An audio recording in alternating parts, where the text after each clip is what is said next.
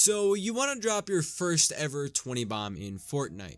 While I definitely do encourage you to do so, there's some very important things that you need to learn before you take on such a major goal in your Fortnite career. Many videos on YouTube will explain to you the basic formula of achieving 20 kills in a game of Fortnite, which is the following: kill a high number of players off spawn, find players during the mid and late game and kill them, as well as being moving at all times. I'm sure there's a large number of you watching this video right now who would all agree on the same thing.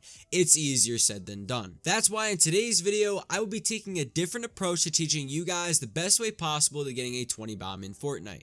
We'll be going over from the start of the game to the end of the game the best way possible to find and kill players and find success in the end.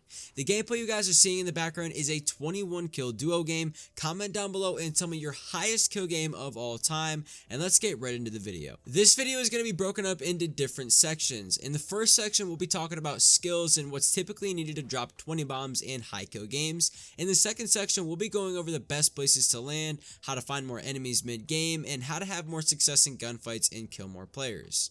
Everything we discuss in this video will ultimately add up to increased performance and higher kill games, and of course the goal of today's video, which is teaching you how to get a 20 kill game. Let's get started. Before you try to get 20 kills in a single match, you need to clean up all the common mistakes you make in game. Do you guys miss a lot of edits? Maybe you miss a lot of shots. Whatever it is, if you guys really want to drop 20 kills or more in a single game, you need to be a well-rounded player who has consistent success in the game. If you guys are still making simple mistakes and aren't a very accurate player, it's going to be really hard for you guys to drop 20 kill games. Whatever your biggest weakness is in the game, I want you guys to perfect that. This is the first huge step in achieving your first ever 20 bomb. It's essential that you kill every player you see, since you literally need to find 20 or more players to get into a fight with and kill, and you can't hold yourself back by missing shots and not being able to edit your way out of danger. I often say on my channel that it isn't about how fast you do something, as long as you find success in the game at the very end. However, in this instance, since we're trying to get a 20 bomb, it's vital that you guys are capable of making simple plays and decisions that will advance your game forward at a fast pace. I would say the most important aspect of dropping a 20 bomb in Fortnite is how fast you can kill your enemies. You guys need to practice ending fights as fast as possible once you get into them, and ultimately coming out on top without taking too much damage. How you can practice doing this is start by distancing yourself between your enemy. In Season 9, there are a lot of weapons that reward medium and long range combat. Close range combat is still a critical aspect to practice, however most fights start off with strong plays from mid-range combat. We're going to move into section 2 now by starting off with the best spots to land at. So what are the best spots to land at? With Neo Tilted being added into the game, a lot of players are actually moving away from this location and are landing at other locations around the map.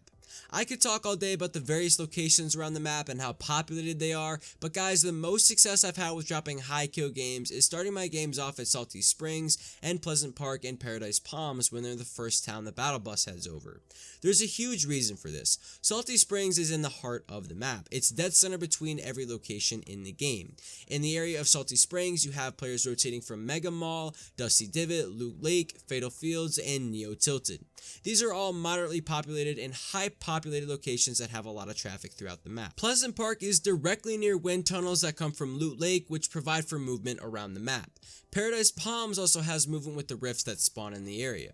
With that being said, I don't feel like any other YouTube video has actually explained properly the reason why it's important to have movement other than the fact it helps you find more players. The momentum and pace of the game that you pick up while killing more players and moving is the biggest reason behind the importance of having all of these different ways to maneuver the map. You won't be able to see it much in this gameplay, but after every kill that I get, I'm consistently moving around the map at the same speed I've been moving the whole entire game, trying to find other players. Even my fights last anywhere from 10 seconds to 30 seconds because they need to be extremely quick in order to pick up more eliminations. Any fight that you get into that lasts over a minute long will seriously cut you on time and you'll lose opportunity because of this. The more momentum and pace you have to your game, the easier it will be to get high kill games. If you guys watch any high kill game from any YouTuber, streamer, or pro player, you'll notice how fast and swiftly they move around the map, and it seems like they never slow down or stop for any reason at all. This allows them to find more enemies and opportunities for more kills. we're going to start to transition into the biggest issue that a lot of players have when trying to drop high code games and 20 bombs, and that is finding players in the middle of the game. And believe me, the hardest topic to actually give tips on is trying to find players in the game, because every circle in Fortnite is different. One game you may have the final circle be in Lucky Landing, the next be in Junk Junction. It's incredibly hard to give details about where players will be every single game. With this being said though, I'll try and put you guys into my mindset when I'm on the hunt for players in the middle game. A trick to actually finding more players, guys, is always being in the air. With the addition of the wind tunnels, you can actually launch yourself in the air and be suspended for a couple seconds, which will give you guys a bird's eye view over the battlefield and where players will be. My favorite wind tunnels to use are on the drones that sit in the sky. They launch you pretty high in the air and give you a wider view of everything. You guys should always never be backtracking or going in circles trying to find your enemies. If you can't find anyone after you visited that specific location a few times, chances are there's no one in the immediate area and you need to find another location to go to. If you guys use the wind tunnels to your advantage, you can quite literally always be on the move. If you combine your launch pads with hidden water vents around the map and rifts and wind tunnels that are also on the map, you can literally be in the air the whole match if you wanted to be. This gives you the most amount of opportunities for more kills. You'll definitely be able to find more players this way. So what do I think in doing matches that finds me more players? The first thing I do is look to see where the circle is. Am I in the next zone or do I have to travel? If I have to travel, I always start by looking to see if there's any populated locations in the area and where players will most likely be rotating to and from. If there's a huge shift with the circle, typically players will be coming from all sides of the map in the zone. I've had a lot of success by sticking to the outer edge, and by looking in I can see everything that's going on, and from there I can make my judgment about what the fight is going to be and where it's going to take place. I'm not going to be moving on with you guys into the next topic, which is how to actually win more gunfights in Season 9. The simple answer is distancing. There are so many weapons in this meta that are made for mid-range combat. The new Burst SMG is made for close range and mid-range combat. The tactical assault rifle, the SCAR, the combat shotgun, and the tactical shotgun are just some to name. Close range combat is dominated by the drum gun and the tactical shotguns. The only gun out of those two that are really powerful to begin with is the drum gun, and the drum guns aren't very reliable. So with this being said, a lot of the fights you take on should be kept at a distance the whole entire fight to ensure accuracy and consistency.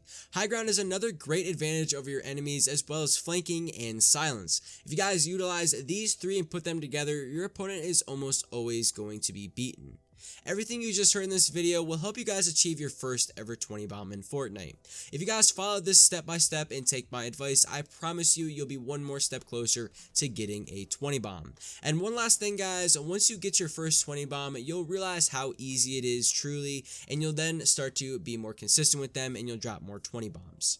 I hope this video does help you out. If it did, tell me about it in the comment section below. Drop a like if you did enjoy, and I'll see you guys next time. Peace out.